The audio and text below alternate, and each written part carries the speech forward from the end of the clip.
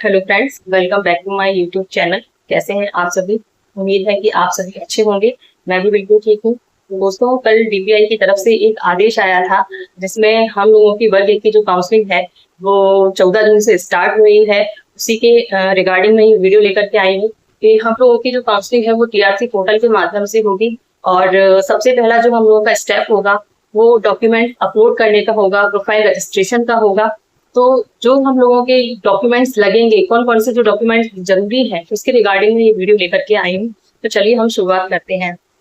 तो जो सबसे पहला हमारा डॉक्यूमेंट अपलोड होगा वो है हमारी पात्रता परीक्षा की अंक सूची। दोस्तों, आपको पता है हमने जो पात्रता परीक्षा है, एलिजिबिलिटी टेस्ट जो है वो मार्च 2023 में दिया था। उसी की अंक सूची जो है वो हमको यहाँ पर अपलोड करनी पड़ेगी। इसके बाद में जन्म तिथि के प्रमाणीकरण हेतु हमको 10वीं की अंक सूची लगानी होगी।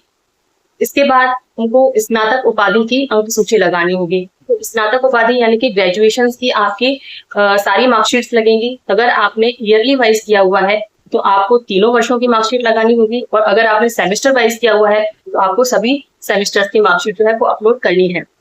इसके बाद बात आती है स्नातकोत्तर उपाधि की अंक सूची।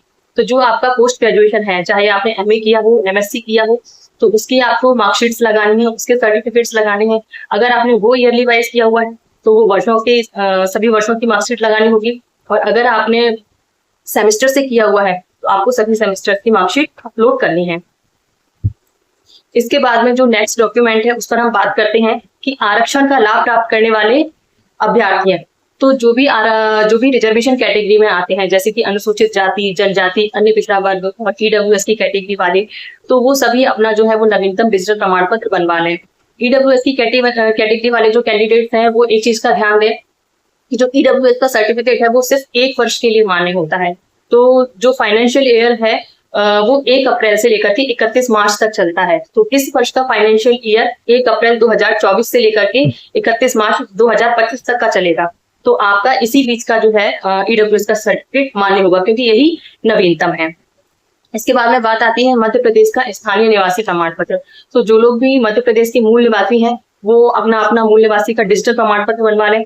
पहले ऑफलाइन वाला चलता था, लेकिन अब डिजिटल बनता है और आपका यही लगेगा, इसीलिए सभी लोग अपना जो है वो डिजिटल प्रमाण पत्र बनवा लें।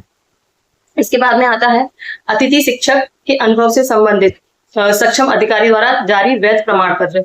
तो जो लोग भी गेस्ट फैकल्टी में आते हैं वो अपना अनुभव का एक्सपीरियंस का सर्टिफिकेट बनवा लें। इसके बाद में बात आती है स्थायी दिव्यांगता और भूतपूर्व सैनिक की स्थिति में सक्षम अधिकारी द्वारा जारी वैध प्रमाण पत्र। तो जो लोग भी स्थायी दिव्यांगता की कैटेगरी में आते हैं और भूतपूर्व सैनिक की कैटेगरी में आते हैं वो भी अपने सर्टिफिकेट्स बनवा लें। इसके बाद में हम बात करते हैं बीएड की अंक सूची। तो जो आपका बीएड का सर्टिफिकेट है वो भी आपका यहाँ पर लगेगा। अगर आपका बीएड सेमेस्टर वाइज है तो उसकी सेमेस्टर की अंक सूची लगेगी, और अगर आपने ईयरली किया हुआ है तो आपको उसकी अंक सूची लगानी होगी। इसके बाद में बात आती है आयु छूट संबंधी प्रमाण पत्र। तो कुछ लोग जो है उनको उनकी कैटेगरी में एज रिलैक्सेशन मिलता है, तो उस एज रिलैक्सेशन का अगर फायदा लेना चाहते हैं उससे संबंधित आप अपना प्रमाण पत्र बनवा सकते हैं, वही अपलोड करना है। नेक्स्ट है आपका मध्य प्रदेश का जीवित रोजगार पंजीयन। तो दोस्तों, आपको इस वर्ष की जो काउंसलिंग हो रही है उसमें एक नया डॉक्यूमेंट ऐड किया गया है, जीवित रोजगार पंजीयन। तो आपको ये आपका जीवित रोजगार पंजीयन बनवाना पड़ेगा जो आपका वैलिड हो। आप देख लीजिएगा, अगर आपके पास में पहले से रोजगार पंजीयन है तो उसको चेक कर लीजिएगा कहीं वो एक्सपायर ना हो गया हो, और अगर वो एक्सपायर हो गया है तो आप उसको रिन्यू करवा सकते हैं। जो लास्ट काउंसलिंग हुई थी उसमें रोजगार पंजीयन जैसा डॉक्यूमेंट कुछ नहीं लगना था, लेकिन इस बार ये नया डॉक्यूमेंट आपका ऐड कर दिया गया है, तो आप ये भी अपना डॉक्यूमेंट बनवा लें। देन है आपका उपनाम परिवर्तन की स्थिति में शपथ पत्र। तो ये डॉक्यूमेंट जो है वो बेसिकली ज्यादातर महिलाओं के लिए है, क्योंकि जो महिलाएं हैं उनका शादी के पहले सरनेम कुछ और होता है और शादी के बाद में उनका सरनेम कुछ और हो जाता है। तो इस कंडीशन में क्या है, वो अपना एफिडेविट बनवा सकती हैं, शपथ पत्र बनवा सकती हैं, उससे उनका काम चल जाता है। तो दोस्तों, ये जो आवश्यक दस्तावेज हैं उनकी जो लिस्ट है वो मैं आपके साथ में स्क्रीन पर भी शेयर कर देती हूँ। आप चाहे तो वहां से भी इसका स्क्रीनशॉट ले सकते हैं। और शिक्षक भर्ती से संबंधित अगर कोई भी मुझे नई अपडेट मिलेगी तो मैं आपके साथ में जरूर शेयर करूंगी, और उसके लिए आप मेरे साथ में लगातार जुड़े रहिए। तब तक के लिए धन्यवाद। Bye bye.